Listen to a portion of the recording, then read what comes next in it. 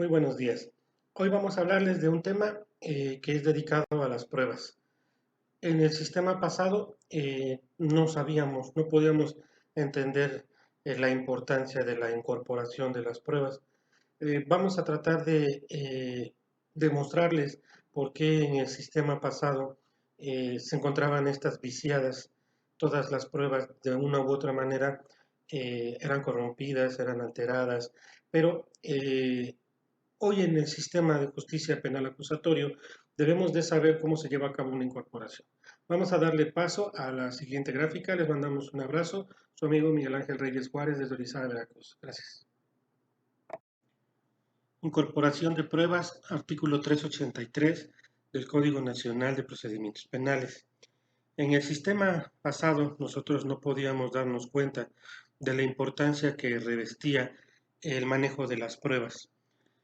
Hoy han salido una serie de cursos, algunos libros, cuestiones doctrinarias que nos hablan de ciertas estrategias. Estas estrategias no tienen que ver con tratar de engañar al juzgador, tampoco tiene que ver con el tratar de aportar pruebas de manera ilícita o ver de qué manera podemos ganar un juicio, no, sino que tratamos de saber verdaderamente cómo fueron los hechos y que prevalezca la verdad. Ahora bien, este ejemplo que vamos a manejar es para entender la diferencia entre la lógica pura y formal y la lógica dialéctica. En palabras del maestro Iván Seferín, lo maneja de una manera magistral. Nos dice que la lógica dialéctica es aquella que se basa en el diálogo, en la tesis, la antítesis, aquellas cuestiones contradictorias que pueden darse en distintas versiones de un hecho. Ahora bien, ¿por qué el sistema de pruebas en el sistema pasado estaba o era mal interpretado, mal hecho? Gracias a la corrupción, ¿sí? A la ignorancia, a la distorsión de la verdad, la confusión y la malicia, se daban una serie de vicios que eran muy comunes en el sistema pasado. Por ejemplo, la corrupción, cualquier perito u oficial de policía, aunque se oiga mal, ¿sí? Por cuestiones económicas, pues ellos mismos por cuestión de dinero, bueno, podían violar las leyes de la física y de la química, pues con tal de poder recibir alguna remuneración. La ignorancia, no contábamos con técnicas que para poder llevar a cabo un verdadero cuidado de la prueba como tal. No había embalaje, no había cadena de custodia, no teníamos el lugar de los policías para evitar que se contaminara el lugar. El tercero es la distorsión de la verdad.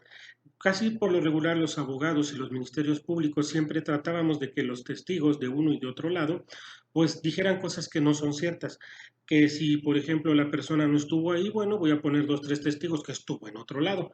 El ministerio público dice, oiga, es que si usted no tiene testigos que le pegó al esposo, esto no va a servir, ponga una persona que vio, aunque esto era falso. Entonces la distorsión de la verdad ocasionaba muchos problemas. Ahora bien, la confusión, porque puede darse el hecho de que una persona pueda estar verdaderamente confundida y tomar en consideración algo que realmente no sucedió.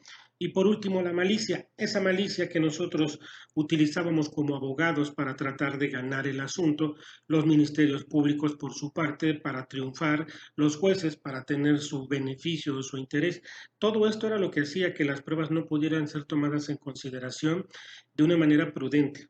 Ahora bien, imaginemos un ejemplo sencillo donde una persona la encuentran en su casa, en su domicilio, una mujer, casi después de 3 días. ¿Por qué? Porque los dictámenes periciales así apuntan que ya tiene 3 días de muerta. Existen algunos testigos. Una de ellas refiere haber visto a esta persona, haber salido 2 días antes, haberlo visto como a las 6 de la tarde, 2 o 3 días antes, haberlo visto salir de la casa de la víctima en la tarde corriendo y alejarse del lugar. Posteriormente, otra testigo hace mención, dice, sí, yo es más, yo no vi que se fuera de ahí, pero yo sí sé que se peleaba mucho con ella trabajaba en una cantina, se peleaba mucho, tomaban mucho ellos. Una tercera persona, cuando le muestran cuáles son las cosas que encontraron dentro de la casa, encontramos un morralito donde tiene un martillo, una cegueta, utensilios para albañilería, Y ese morralito es muy característico. Entonces, uno de los vecinos dice, ese morralito es de fulanito de tal, del güero, casi le aprueban, y yo lo reconozco porque siempre trabajo con él. Cuando los policías van a su domicilio para ver si lo pueden encontrar, se dan cuenta de que existe enterrado recientemente en la tierra removida una camisa. Cuando esta camisa la llegan a sacar, se dan cuenta de que tiene rastros de sangre.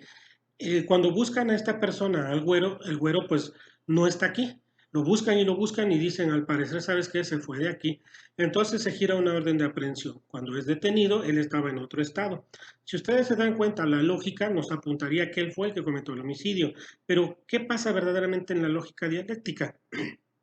La lógica dialéctica nos dice que debemos analizar si verdaderamente él fue.